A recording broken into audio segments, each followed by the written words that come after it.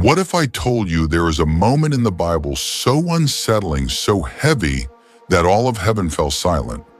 No songs, no worship, no angels crying holy, no thunder rolling in the distance, no voices echoing through eternity, just silence. Not because heaven was empty, but because heaven was waiting. And what followed that silence was the release of the most sobering events ever shown to humanity. Stay with me, because what unfolds in this story may explain the unease you feel when you think about the future, the tension, the sense that something is coming. This moment is recorded in the book of Revelation, a book unlike any other, filled with visions, symbols, warnings, and glimpses beyond time. It was given to a man named John, the same John who walked with Jesus, the same John who watched him die, the same John who saw him rise.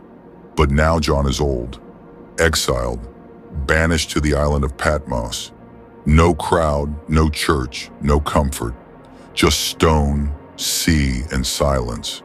And it is there in isolation that heaven opens. John sees what no human eyes were meant to see.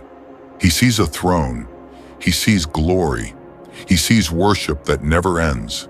Heaven alive with sound. But then, everything stops.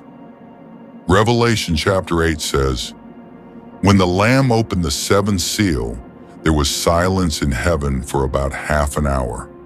Pause on that. Heaven does not fall silent for nothing. This was not calm. This was not peace. This was anticipation. This was the weight of what was about to happen. It is as if all of creation held its breath, because what was about to be released was so serious that even heaven paused. Then John sees 7 angels standing before God. Each one is handed a trumpet. These are not trumpets of celebration. They are warnings, announcements, signals that the world as it knows it is being shaken. Before any trumpet sounds, another angel steps forward with a golden censer filled with incense. The prayers of God's people rise like smoke before the throne. This matters, because before judgment moves forward, God listens. Before the world is shaken, heaven hears the cries of the faithful. Then the censer is filled with fire from the altar and thrown toward the earth. Thunder roars, the lightning flashes, the ground trembles. The signal is given, the first trumpet sounds, and suddenly the familiar world begins to fracture. Hail and fire fall from the sky, mixed with blood. Not everything is destroyed, only a portion, a third, measured, controlled. God is still restraining. Then the second trumpet. John sees something like a massive burning mountain cast into the sea. The waters change. Life in the sea is struck. Ships are lost. What once sustained economies now inspires fear. Then the third trumpet. A great star falls from heaven. Its name is Wormwood. The waters turn bitter. What once refreshed now poisons, and many suffer because the very things meant to give life now bring pain. Do you notice the pattern? Land, sea, water. The foundations humanity depends on are being touched. Then the fourth trumpet sounds. Light itself is struck in the sun, the moon, the stars. Daylight fades, night grows heavier, hope feels dim, and then, as if to make it unmistakably clear, John hears an eagle cry out midair, "Woe! Woe! Woe to those who live on the earth because of what is still to come." In other words, if you think this is frightening, you have not seen anything yet. Then comes the fifth trumpet, and the tone shifts. John sees a fallen star given a key, not to heaven, but to the abyss, the bottomless pit. When it is opened, Dark smoke rises like from a furnace. The sky darkens. The air thickens. And from the smoke emerge beings unlike anything described before. They are allowed to torment, but not destroy, for a limited time. Even in judgment, there is restraint. People search for relief, for escape, for answers, but refuse repentance.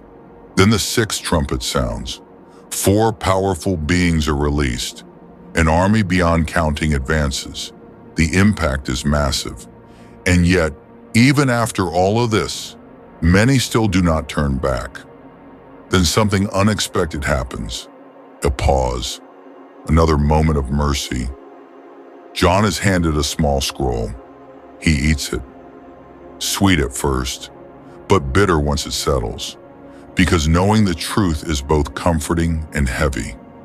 Then comes one of the most disturbing visions. A beast rises, not just a creature, but a system, a power demanding allegiance, control over survival itself, buying, selling, living. Humanity is pressured to choose faith or fear, conviction or convenience. And yet, John also sees something else. Those who remain faithful, standing, victorious. The story does not end in darkness. Judgment continues.